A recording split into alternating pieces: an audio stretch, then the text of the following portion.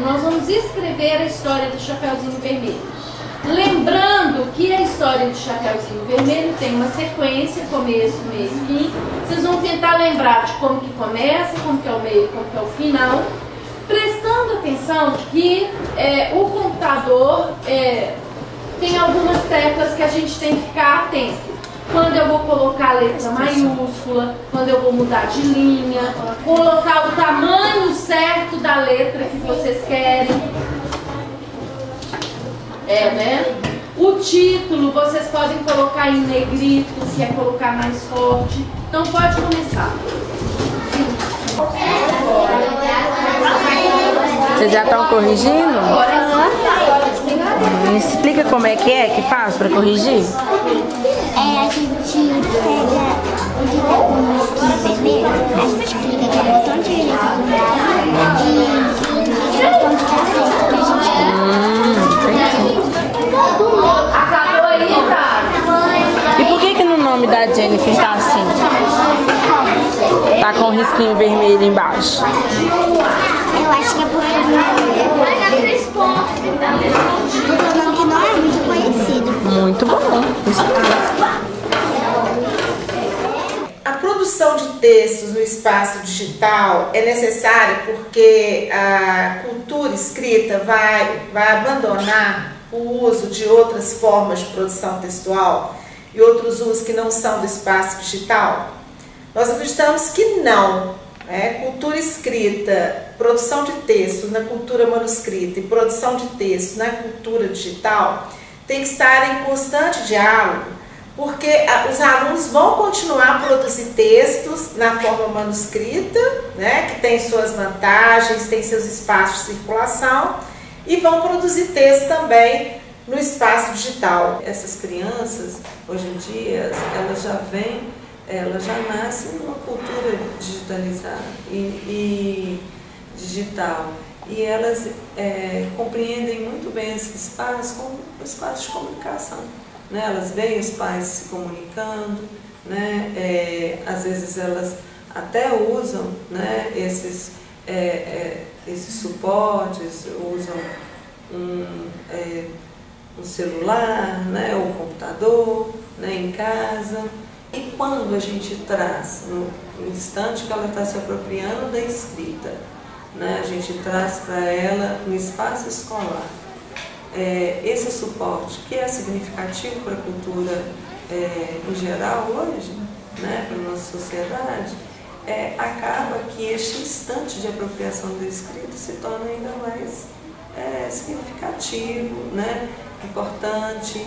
Ela sabe por que está aprendendo as letras, para se comunicar. E aí realmente ela se sente mais estimulada para poder desenvolver a sua escrita pessoal. Essa pesquisa ela me tirou desse eixo de só pensar na criança e no processo de aprendizagem. Eu sofri o processo de aprendizagem junto com os meninos. Eu tive que procurar conhecer instrumentos que eu não usava no dia a dia.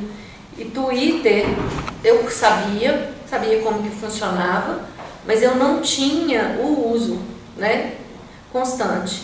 E eu não conseguia pensar como fazer o Twitter entrar na sala de aula e ser uma coisa que rendesse uma atividade interessante. Nessa altura, os alunos já estavam escrevendo, eles eram alfabéticos e eles já se comunicavam. Então, eles queriam usar essa comunicação. E o Twitter é comunicação pura, Então, eu planejei junto com a Juliana, da gente colocar uma professora num computador, ela responderia as perguntas dos alunos e os alunos na sala de informática conversariam com ela virtualmente. Entramos no Trixaci, que foi o endereço que foi criado, que a gente está estudando folclore, e os meninos foram criando uma ansiedade para comunicar com aquele saci. Enquanto vai entrando aqui, vocês vão pensando, que eu vou conferir o endereço, vocês já vão pensando na pergunta que vocês vão fazer. Cada um vai fazer uma pergunta, pode ser mais, se der tempo,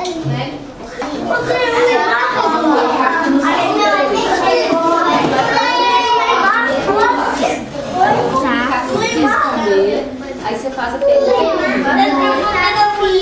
Você escreve a pergunta que você quiser fazer com o Saci aqui e põe seu nome no final. É igual, gente, olha aqui.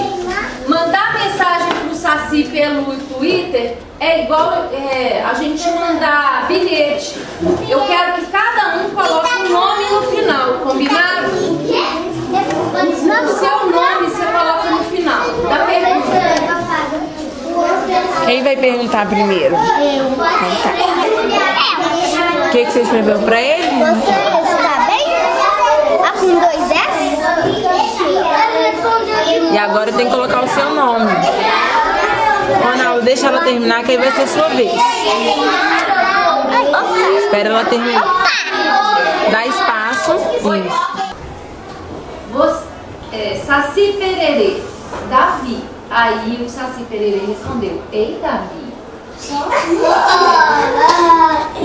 Alguém perguntou assim que não escreveu o nome. Eu falei para escrever, mas a gente não lembrou. Aí escreve assim: você já me conhece? Não fui eu. E aí ele respondeu: gostaria de te conhecer, foi o Derek. E aí ele respondeu: você já me conhece? Ah, Derek, você já conhece o Saci, né, Derek? Eu não. Ele respondeu? Ele respondeu. Respondeu, Davi, olha que chique. Olha que bonito. Deixa eu ver onde tem mais perguntas.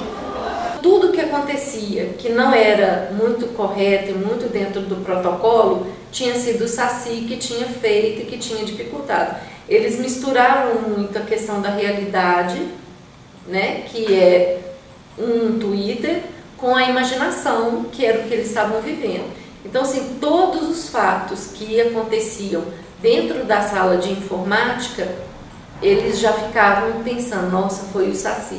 E aí, quando nós conseguimos estabelecer a comunicação, foi assim, uma enxurrada de perguntas. Os meninos queriam saber se o Saci que tinha empurrado o aluno na hora que ele tinha entrado na sala de informática, se tinha sido ele que tinha escondido a boneca da aluna no recreio. Era para acontecer em 1 ou 2 aulas, foi se estendendo, ficou quase um mês, o mês de agosto inteiro. Eles pediam para entrar no site do Trick Saci.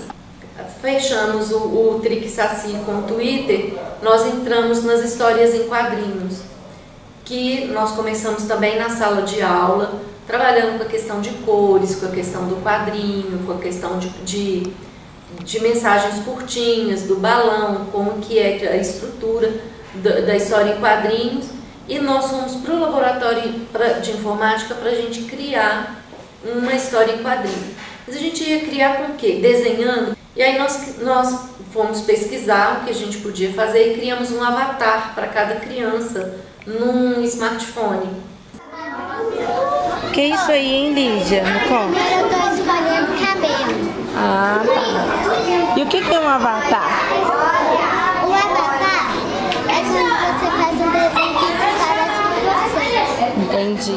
Nós baixamos o aplicativo do avatar, os meninos criaram o avatar no aplicativo do smartphone e aí mandamos para a escola por e-mail, porque aí a comunicação tinha que ser por e-mail. Cada menino recebeu no e-mail da turma o seu avatar e ele foi trabalhando com o avatar, diminuindo, aumentando, modificando para ele caber dentro de um quadrinho de história em quadrinho.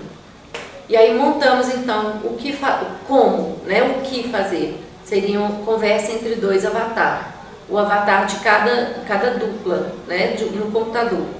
E aí o avatar tinha que se comunicar um com o outro. E aí eles foram procurar balão de pensamento, balão de escrita. Eles foram procurar dentro dos programas que tinha no computador. E aí nós achamos um programa de apresentação no Linux que tinha esses balões que disponibilizava esses balões para conversa. Foi muito assim produtivo essa aula, os meninos ficaram muito entusiasmados. que é uma história em quadrinhos? Começando por cima. E é uma pessoa só dentro do quadrado? O que acontece na história em quadrinho? Que precisa falar um pouco de tudo isso. E desse tamanho tá bom? Vocês vão conseguir ficar desse tamanho dentro do mesmo quadradinho aí? Vocês estão vendo o quadradinho aqui na tabela? Então essa foto aí vai dar pra ficar as duas no mesmo quadrado? Então o que tem que fazer? Diminuir. Ai, como é que eu vou fazer? Oi, agora coloca C. Dá um espaço, isso.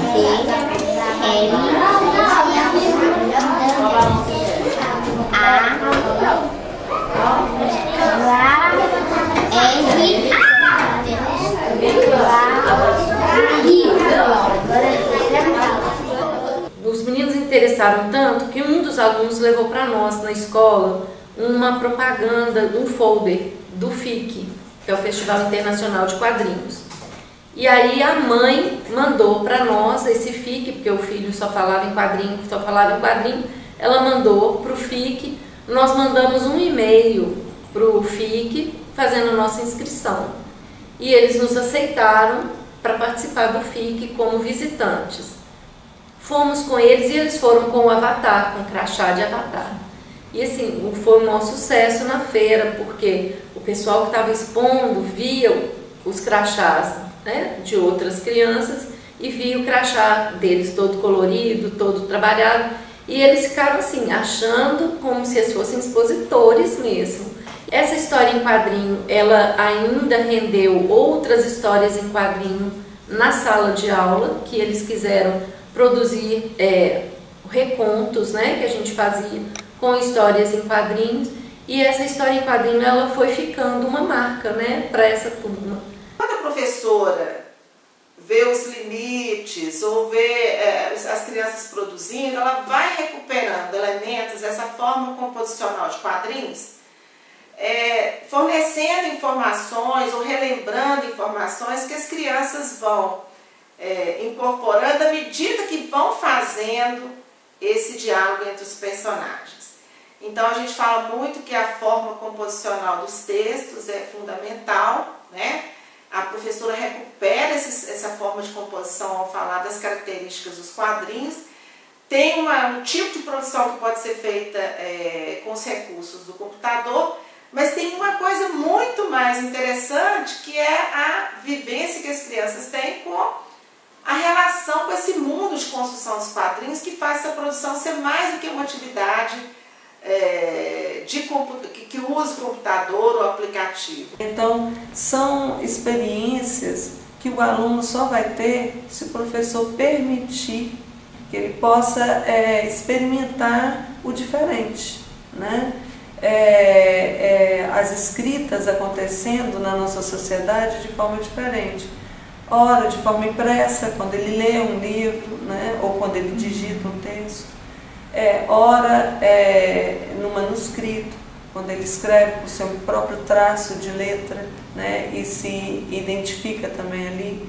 Tudo isso é muito importante e o professor ele tem que entender que o espaço escolar é o espaço para experimentar as escritas que estão para além do muro da escola, né? E que a escrita digital tem que fazer parte deste currículo, né, escolar. O computador ele tem que ser mais um suporte para que a criança se aproprie dessa escrita.